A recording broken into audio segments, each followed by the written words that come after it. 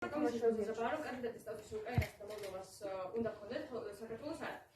ამიტომაც დღეს მოგიყვებით რატომ? ანუ მოგიყვებით ჯერ არის ეს 12 რეკომენდაცია და როგორ შეასრულა ისინი ჩვენმა ქვეყანამ. ასევე საქართველოს უნდა მიიღოს ევროკავშირში გაწევრიანების პერსპექტივა, რომელიც მოიაზრება ამ 12 რეკომენდაციაში მოთხოვნასაც ეძახიან თქმა უნდა, თუმცა უკრაინისა და მოლდოვისგან განსხვავებით, როგორც ვთქვით, ხო? 12 მოთხოვნა და როგორ შეასრულა ისინი საქართველოს. პირველი, ევროსასამართლოს გადაწყვეტილებების გათვალისწინება. სულადაა შესრულებული.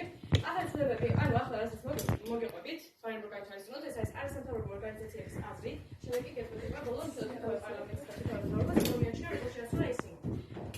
პირველი, ევროსასამართლოს გადაწყვეტილებების გათვალისწინება. ეს სრულიად შესრულდა, იმიტომ რომ ახალი ცვლილებები, რომლებიც მათ მიიღეს, ხელშეუწყობს ევროსასამართლოს გადაწყვეტილებების დანერგვას საქართველოში, რაც ასევე განაპირობებს ადგილობრივი მოსამართლეების კომპეტენციას. მეორე, ორგანიზებულ დანაშაულთა ბრძოლა მეტწილად შესრულებულია, იმიტომ რომ შეუშავდა დოკუმენტი, რომელიც განსაზღვრავს ტრაფიკინგთან, ტერორიზმის დაფინანსებასთან, კიბერ და სხვა დანაშაულებთან ბრძოლისათვის გადასაქმებელ ნაბიჯებს. გენდერული თანასწორობა ასევე მეტწილად, იმიტომ რომ მიღებულია გენდერული თანასწორობის სახელმწიფო კონცეფცია, ასევე დადგენილება ძალადობის მსხვერპლთა კომპენსაციის შესახებ. სრულიად არის მხოლოდ ახლა ეს გიყურთ, ეს არის არასამთავრობო ორგანიზაციების არახდება სიადლაში. შემდეგ სულად შევასრულეთ ჯეჯები. 12-დან 10 გვაქვს. კანონში შეიძლება არის შესული.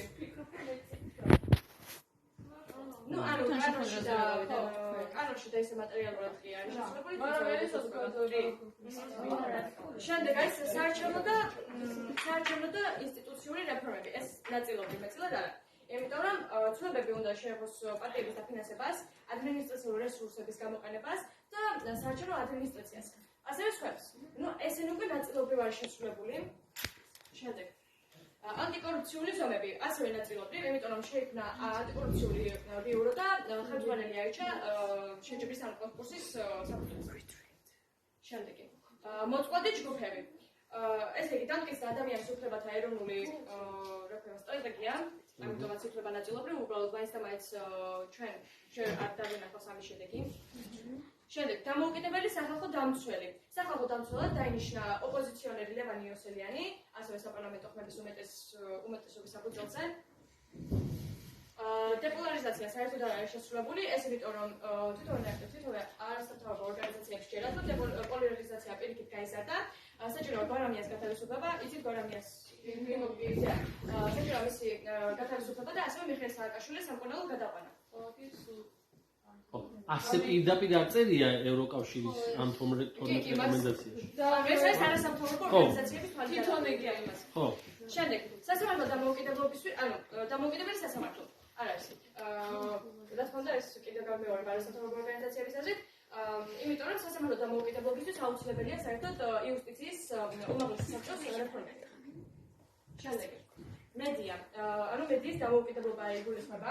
მედიის დამოუკიდებლობის უზრუნველყოფისთვის საჭიროა კვლავ გვარამიის გათავისუფლება, ტელევიზიის მფლობელთა წინააღმდეგ დავების შეწყვეტა და ასევე ხუთი ივლის იცით რა და თვალით შემიძლია ახსნა.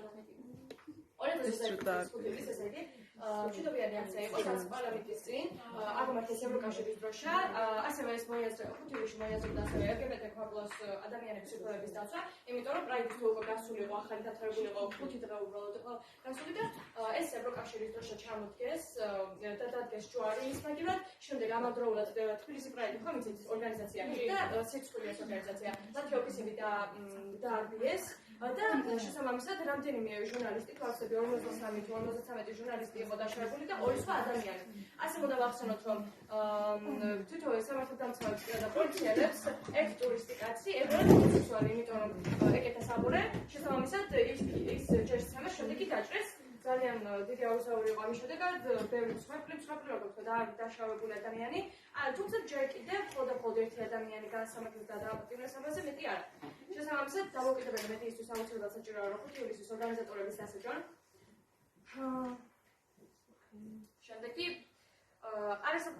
სამოქალაქო საზოგადოების ჩართულობა შეგვიძლია კიდევ ახსენოთ რუსული კანონი, იმიტომ რომ არასამთავრობო და არასამთავრობო ორგანიზაციების აზრი საერთოდ არ გაითვალისწინის ამ კანონის მიღებისას.